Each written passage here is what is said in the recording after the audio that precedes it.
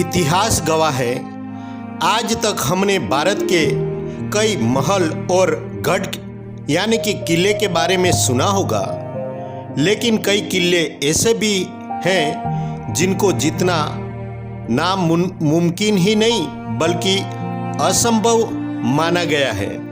हाँ, तो वैसा ही एक किला था गुजरात राज्य में आया हुआ ईडर का किला, जिसे ईडर का गढ़ बोला जाता है।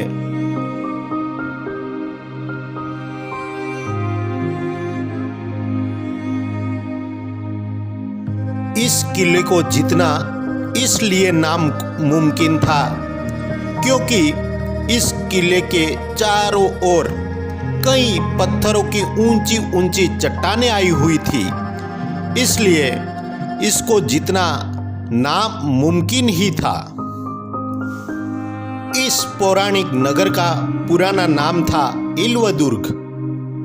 इल्व का अर्थ होता है किला और दुर्ग का अर्थ होता है मुश्किल, यानी कि इल्वदुर्ग यानी कि इस किले को जीतना बहुत मुश्किल है।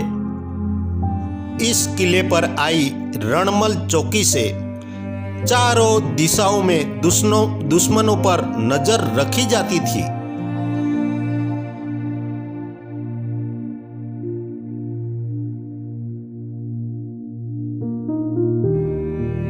इस पौराणिक नगर यानी कि ईडर के किले का उल्लेख महाभारत में भी किया गया है। दुष्यंत और शकुंतला जो कण्व ऋषि के आश्रम में पढ़ाई करते थे, तो वो कण्व ऋषि का आश्रम यहाँ पे आया हुआ है। माना गया है कि इस किले पर इल्व और दुर्ग नाम की दो आत्मा रहती थी। इन दो आत्माओं की वजह से इस किले का नाम इल्वदुर्ग किला यानी कि ईडर का किला रखा गया है।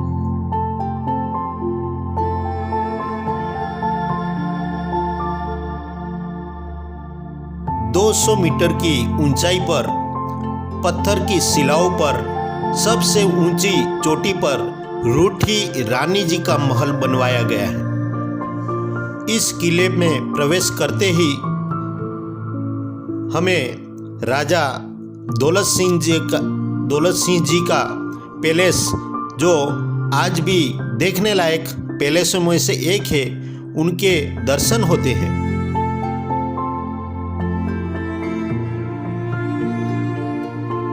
के इस किले पर हमें कई स्थल देखने लायक हैं। उनमें से दौलत सिंह जी का पैलेस, दूसरा है रूठी रानी का महल, जरणेश्वर महादेव जी का मंदिर,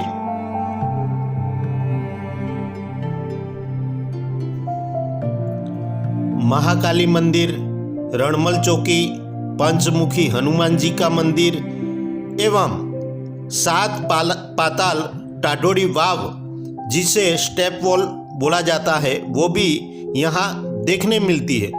इनके अलावा यहाँ जैन कई मंदिर आए हुए हैं।